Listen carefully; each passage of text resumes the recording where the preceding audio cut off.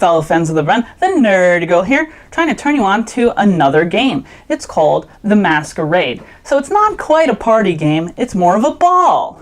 Here at the Mascarade, we have a very unique condition that happens. It's called the swap, where you can switch your role in the game with another player's. You do this by putting them under the table or behind your back. I know this can seem awkward, but when everyone's doing it, no one feels left out. It allows for this game to have many moments of tricking other players and fun and victory for everyone, because everyone can get the better of someone at some point in the game. This is in contrast to other hit and roll deduction games such as Werewolf or The Resistance, which is why I feel this game is especially good in groups, because it encourages personal interaction as one another moves across the table and changes roles and tricks one another.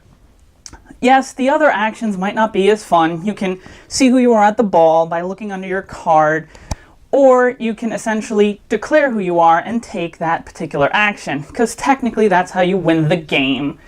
But playing it is so much more fun, and swapping is a lot more interesting than actually going for the win condition. Perhaps that's why I lose. Some critics of this game would argue it is so heavily skewed towards memory, anyone who doesn't have that skill coming into the game will not be able to play it effectively. I argue it really depends on the play group, since if everyone's being very chaos driven and there's lots of swapping going on and it's just hard to keep track of 13 other players, even those with the best memory and alpha gamers will squirm at just the fun, rompous attitude. And that's why this game can shine. On the other hand, even though it says it works for 2 players, once you go down from the larger numbers, pretty much 5 and above, it really loses some of that impact and can be a lot less fun.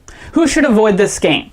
This game doesn't really work for people who are opposed to bluffing, since you're gonna forget your role or your role's gonna get swapped out. Sometimes the only way to progress the game is to declare you're someone you're not, which is a potential action. Because yes, you could declare who you are and take that action, but you can also say you're someone else.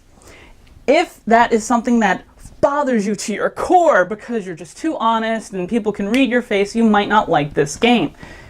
Be forewarned though, those who are too bold and are willing to risk too much, you can get called out. And if someone wham reveals that they're actually you, they get to take your action and you're penalized on top of it by losing gold, which is ultimately how you win the game. Although this is something that you have to risk in order to succeed at the game, those moments of either getting called out on a bluff or bluffing and getting through, I find very fulfilling.